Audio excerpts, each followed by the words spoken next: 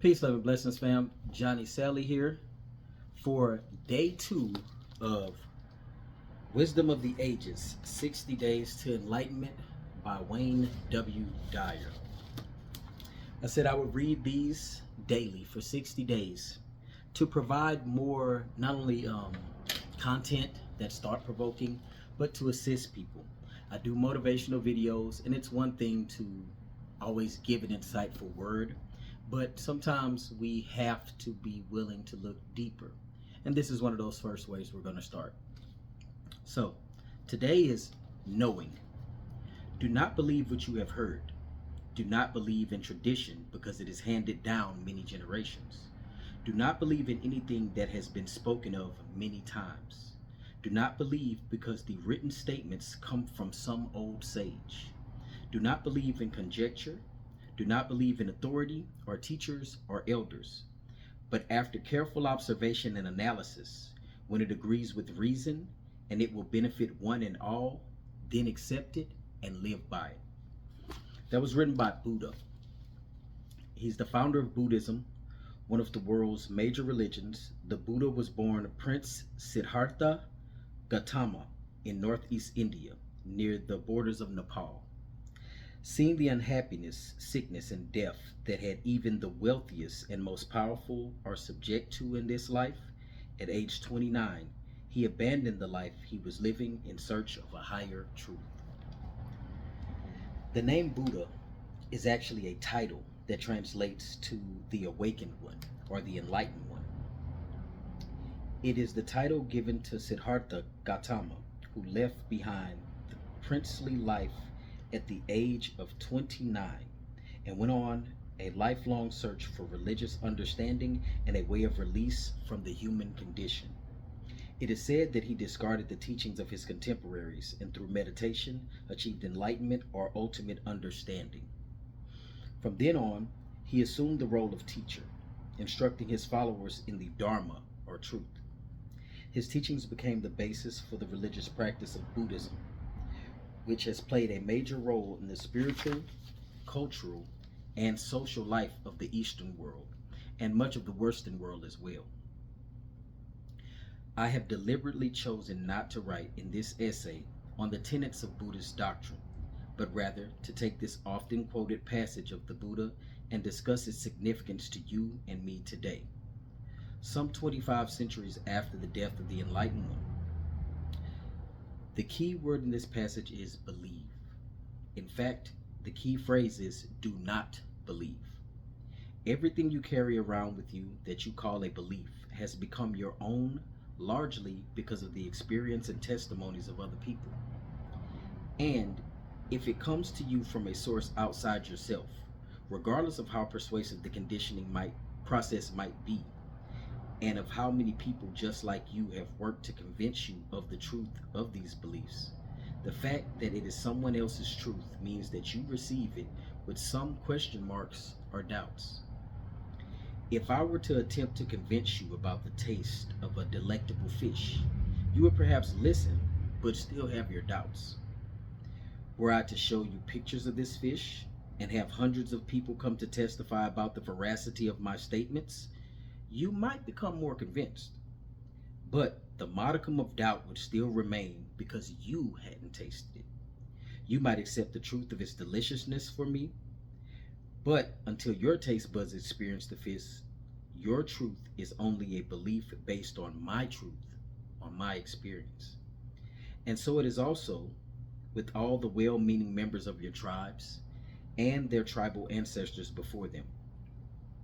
Just because you have heard it, and it is a long surviving tradition, and it is recorded over the centuries, and the world's greatest teachers have endorsed it, those are still not reasons to accept a belief.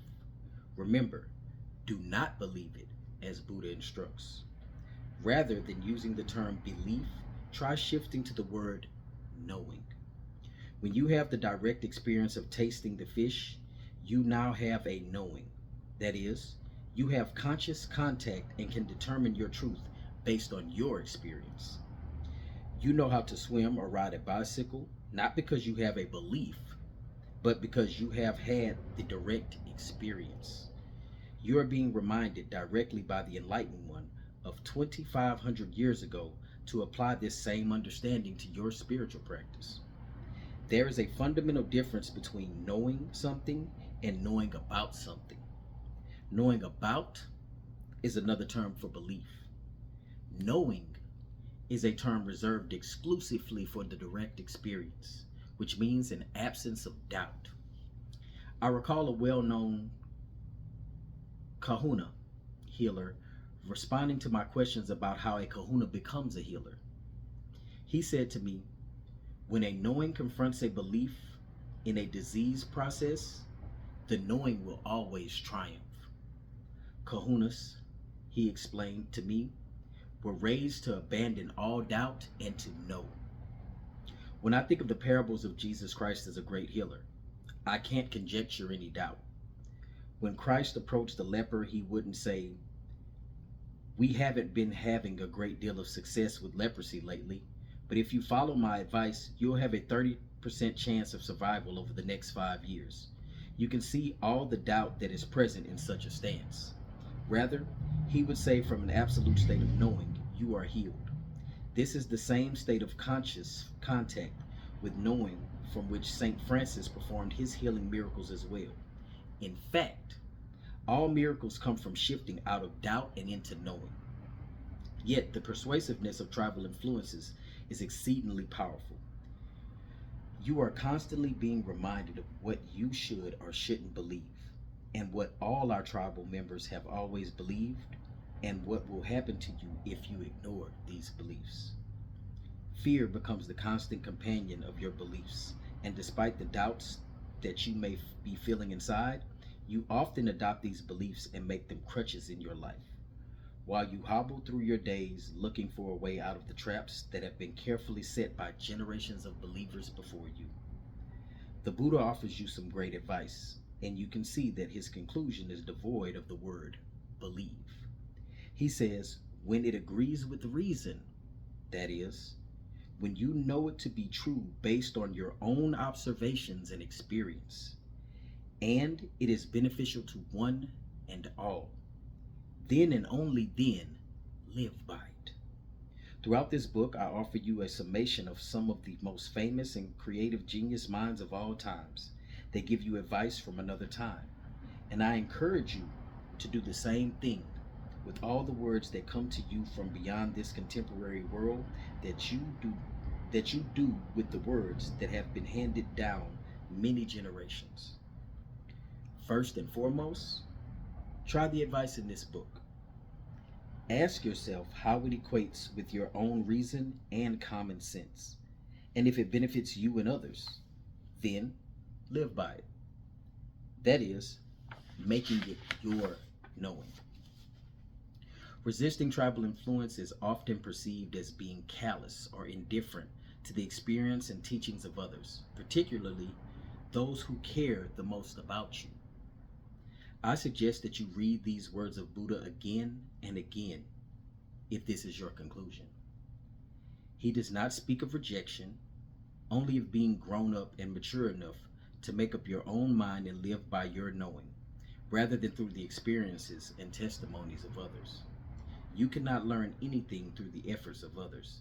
The world's greatest teachers can teach you absolutely nothing unless you are willing to apply what they have to offer based on your knowing.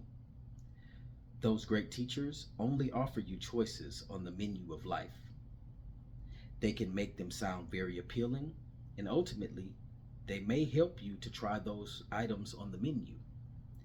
They can even write the menu, but the menu can never be the meal.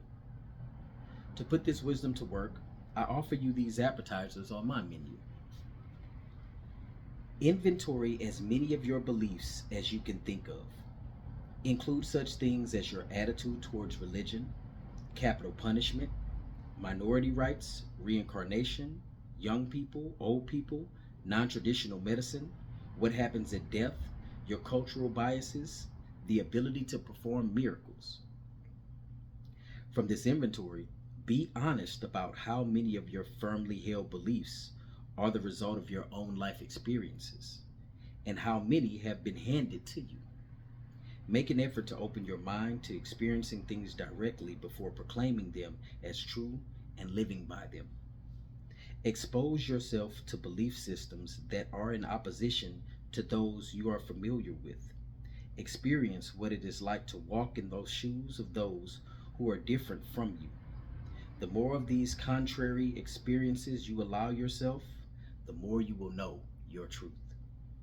Refuse, refuse, refuse to be seduced into arguments on the basis of ideas that have been foisted upon you by well meaning others.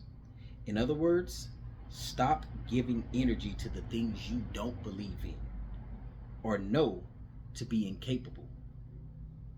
Or know to be inapplicable to you. I'll read that last line again. In other words, stop giving energy to the things you don't believe in or know to be inapplicable to you. So, that was knowing.